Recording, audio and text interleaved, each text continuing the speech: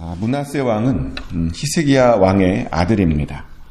히스기야가 죽고 이제 므낫세는 12살의 나이로 왕이 됐다라고 성경은 말합니다. 그리고 그때부터 55년 동안을 다스리고 남유대를 그렇게 통치했다라고 되어 있습니다. 하지만 이 므낫세는 자기 아버지 히스기야와는 많이 다른 그런 삶을 살았습니다. 히스기야 왕은 이사야 선지자를 가까이 두면서 하나님을 경외했던 왕이었죠. 기도로 아수르를 물리쳤던 그런 왕이기도 했습니다. 근데 당황스럽게도 이 므낫세는 오늘 보니까 그렇지 않았다고 말합니다. 그는 그의 아버지와 다르게 우상을 섬기는 자였답니다. 히스기야 왕은 우상들을 다 제거했는데 그 아들 므낫세는 아버지가 제거해버린 우상들을 다시 만드는 자였답니다. 바알을 위한 제단도 만들고 또 아세라 목상도 만들고 하늘의 1월 성신에게 경배하고 그것도 모자라서 점을 치기 위해서 자기의 아들들을 불 가운데로 지나게 했답니다. 온갖 점치는 자들과 신접한 자들을 동원해서 그런 악을 행했답니다. 그러다 보니 이제 남유대의 그 백성들도 동일하게 그 우상들을 섬겼다라고 오늘 본문은 말합니다. 그들이 얼마나 우상들을 많이 섬겼던지요. 오늘 본문을 보면 유사 이래로 그 우상 섬김이 가장 최고였다라고 말합니다. 심지어 이방인들보다도 더 많이 우상을 섬겼답니다. 그래서 보다 못한 하나님께서 이제 그에게 진노를 내리시죠. 열왕기하 21장 15절 말씀인데요. 이는 애굽에서 나온 그의 조상 때부터 오늘까지 내가 보기에 악을 행하여 나의 진노를 일으켰음이니라 하셨더라. 아멘. 므낫세 행동이 하나님의 진노를 일으켰다 합니다. 자, 그럼 이제 상식적으로 우리는 어떤 걸 예상하게 되면요. 진노를 일으켰으니 그가 하나님의 큰 심판을 받아야 된다라고 우리는 당연히 생각하게 됩니다. 근데 방금 보셨다시피 열왕기하 21장을 계속 읽어봤지만 므낫세가 어떤 진노를 받아서 어떤 심판을 받았다라고 하는 그런 이야기가 없습니다. 그냥 진노를 일으켰다라고만 되어 있습니다. 심지어 그가요 이사야 선지자도 죽였어요. 다른 기록에 보면 그가 이사야 선지자를 죽였대요. 므낫세가. 그런데 이사야 선지자를 죽였음에도 불구하고 어떤 심판도 안 받았답니다. 대신요 그는 55년 동안 남유대를 다스렸고 67세의 나이에 죽었다라고 되어 있습니다. 그리고 왕들이 죽는 묘지에 잘 묻혔고요. 그의 아들 아몬이 그 다음 왕이 되었다라고 되어 있습니다. 당황스러운 이야기 아닙니까? 우상 숭배자였다니까요. 본인도 우상을 섬기고 백성들도 우상을 섬기게 했습니다. 심지어 이사야 선지자를 포함해서 많은 선지자들을 죽였던 악한 왕이었습니다. 근데 그냥 진노만 일으켰다라고 되어 있고 심판받았다는 이야기가 없습니다. 평안히 55년 동안을 남유대를 다스렸답니다. 도대체 이 상황이 잘 이해가 되질 않습니다. 도대체 어떻게 이런 일이 있을 수 있는가? 근데 우리는 이것에 대한 그 힌트를 역대하 33장에서 보게 되는데요. 역대하 33장을 보면 이 므낫세에 대한 평가가 우리가 읽었던 열왕기하 21장의 평가와 좀 다름을 우리는 보게 됩니다. 달라요. 거기에는 므낫세가 다른 행동들을 했다는 것으로 나옵니다. 하루는 므낫세가 하도 잘못을 하니까 하나님께서 므낫세 왕에게 아수르의 군대를 보냈습니다. 당연하죠. 그렇게 잘못한 왕을 하나님께서 그냥 놔두실 리가 없습니다. 그래서 아수르 왕을 보냈고요. 그래서 그 아수르 왕의 군대가 남대를 쳐서 므낫세를 끌고 갔습니다. 사슬로 결박해서 바벨론까지 끌고 갔습니다. 그리고 엄청 고생을 시켜요. 상상을 해보십시오. 예루살렘에서 그 아수르의 수도까지 느네까지 사슬로 끌려갔다? 평안하게 간 것이 아닙니다. 므낫세 왕이 끌려가면서 얼마나 많은 생각들을 했을까요? 내가 무엇을 잘못했을까? 어디서부터 잘못했을까? 아마 그런 생각을 하며 끌려갔을 겁니다. 그러다가 그가 환난 속에서 다시 하나님을 찾았다고 이렇게 말하죠. 역대하 33장 12절부터 13절까지의 말씀을 제가 읽어드리겠습니다. 그가 환난을 당하여 그의 하나님 여호와께 간구하고 그의 조상들의 하나님 앞에 크게 겸손하여 기도하였으므로 하나님이 그의 기도를 받으시며 그의 간구를 들으시사 그가 예루살렘에 돌아와서 다시 왕위에 앉게 하심에 므낫세가 그제서야 여호와께서 하나님이신 줄을 알았더라. 아멘. 놀라운 고백이죠. 그가 환난 속에서 하나님께 기도했답니다. 그랬더니 하나님께서 그 기도를 들어주셨고요. 그래서 하나님의 은혜로 다시 예루살렘에 돌아올 수 있었고 그가 다시 왕위에도 오를 수 있었다라고 역대하는 이야기하고 있습니다. 누가 그런 일을 했다고요? 그 악한 왕 므낫세가 그렇게 되었다는 겁니다. 그러면 우리는 어떤 질문이 생기냐면 왜 이런 이야기들을 열왕기하 21장에서는 잘 찾아볼 수 없느냐는 겁니다. 왜 이런 이야기가 역대하에만 기록되어 있느냐는 거죠.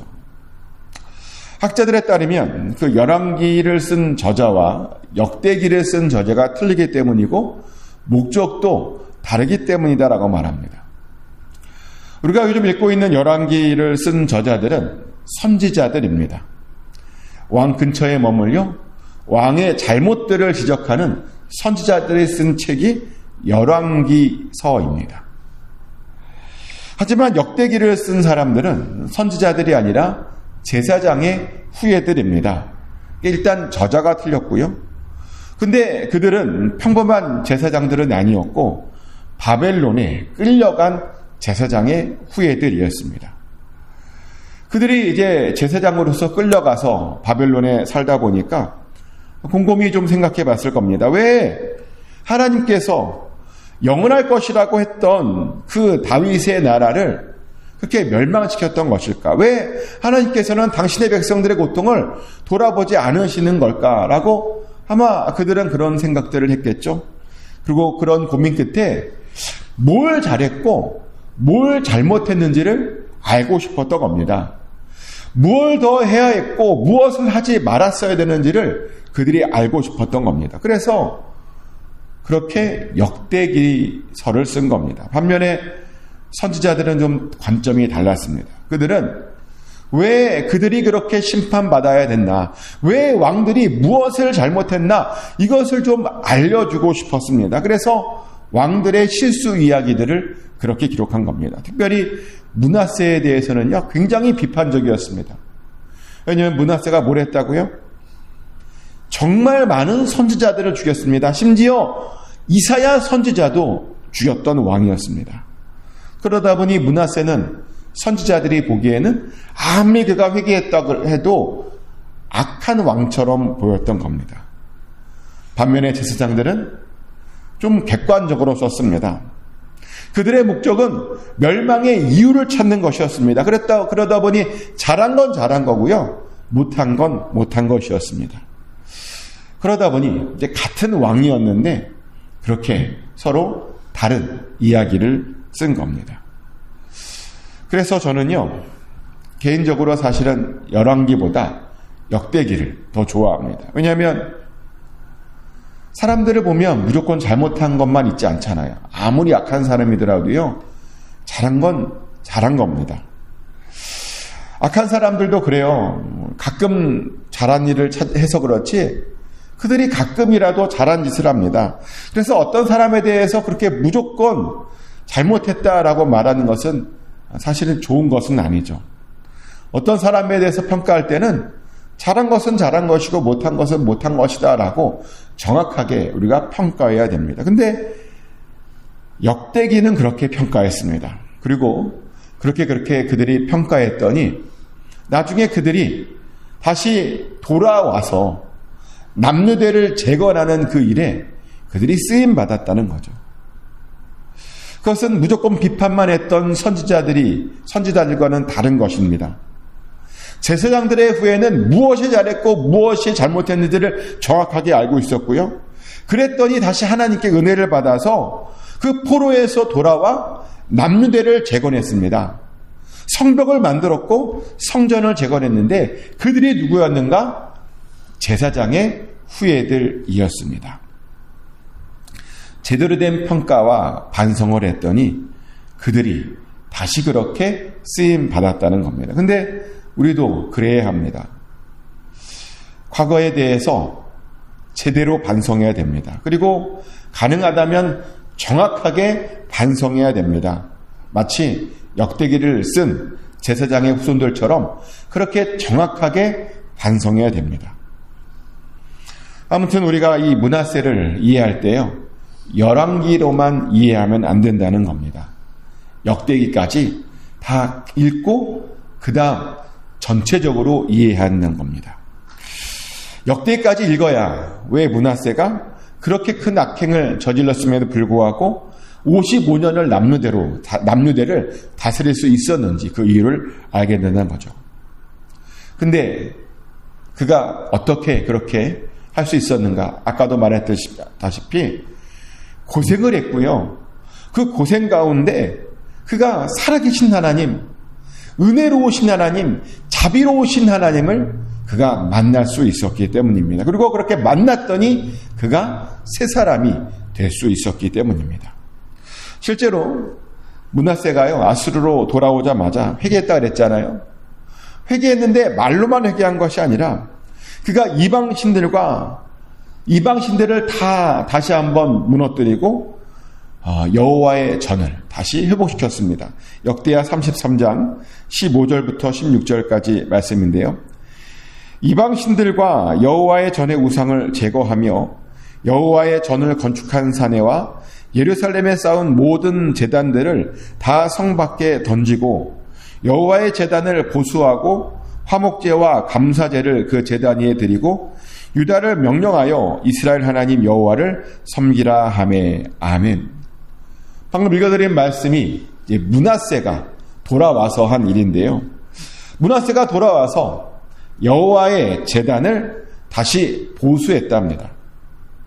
또 화목제와 감사제도 다시 드렸답니다. 그리고 이스라엘 백성들에게는 다시 여호와 하나님만을 섬겨야 된다라고 그렇게 이야기했다는 겁니다. 이렇게 그도요, 다시 하나님의 사람이 되었습니다. 그 아버지처럼 하나님을 경외하는 그런 사람이 되었습니다. 그런데 사실 사람이 잘 안 변하잖아요. 사람이 정말 잘 안 변해요. 그렇죠? 우리가 흔히 하는 말이 사람 다시 고쳐 쓰는 건 아니다라고 하는 말이 있을 정도로 사람은 잘 안 변하는데 놀랍게도 이 므낫세는 변했어요. 어떻게 이렇게 변할 수 있을까? 저는요, 므낫세가 이렇게 크게 변한 데에는 사실은 이사야의 순교가 있었기 때문이 아닐까라는 그런 생각을 해봅니다. 선지자의 핏부림이 있었기에, 선지자의 희생이 있었기 때문에 그가 그렇게 고난을 받은 겁니다. 그리고 그 고난이 그로 하여금 깨닫게 하고 다시 돌아오게 되었던 겁니다. 우리는 흔히 죽음이 아무 의미 없다 그래요. 근데 아니에요. 죽음도 의미가 있습니다. 이사야가 그냥 허무한 죽음을 당한 것이 아닙니다. 이사야의 죽음이 결코 헛되지 않았다는 겁니다. 근데요, 우리나라도 보면 그런 것 같아요. 한국의 기독교가 완전히 정착되기 전까지 사실은 굉장히 많은 사람들의 희생과 헌신과 순교가 있었습니다. 원래 한국은 기독교 박해 국가였습니다. 때문에 많은 사람들이 그 박해로 인해서 굉장히 많이 죽음을 당해야 했습니다. 그런데요, 그렇게 죽음을 당했더니 하나님께서 한국을 불쌍히 여기시고 그 한국에게 고난을 베풀어 주셨죠. 일제시대를 거쳐야 했습니다. 6.25를 거쳐야 했습니다. 민족 전체가 아주 큰 고난을 겪어야 했습니다. 그랬더니 그 결과 전쟁이 끝난 이후에 한국이 기독교 나라가 되었습니다. 많은 학자들이 그래요. 한국이 어떻게 그렇게 대단한 기독교 나라가 될 수 있었는가? 6.25 때문이라고 말합니다. 6.25 때 하도 고난을 당하다 보니 많은 사람들이 하나님을 찾게 되었다는 겁니다. 고난을 겪고 났더니 참 진리 되신 하나님을 그들이 만났다는 거죠. 고난이요 보니까 축복이었던 겁니다. 근데 돌아보면 저도 그랬던 것 같아요. 제가 중학교 1학년 때 처음 교회를 나왔는데요. 그때 나온 이유가 역시 고난 때문이었습니다. 그리고 대학교 시절 한참 방황했을 때 다시 교회를 나왔던 이유도 역시 고난 때문이었습니다. 고난이 있었더니 하나님께서 저를 끝까지 붙들어 주셨습니다. 그것이 느껴졌습니다. 그리고 고난 때문에 신학도 했고요. 고난 때문에 이렇게 사역자의 길을 가게 되었습니다. 솔직하게 말씀드리면 고난이 아니었다면 아마 사역자가 된다는 것 꿈도 꾸지 않았을 겁니다. 그런데 감사하게도 고난을 주셔서 그 고난이 저를 이렇게 이끌어 주셨습니다.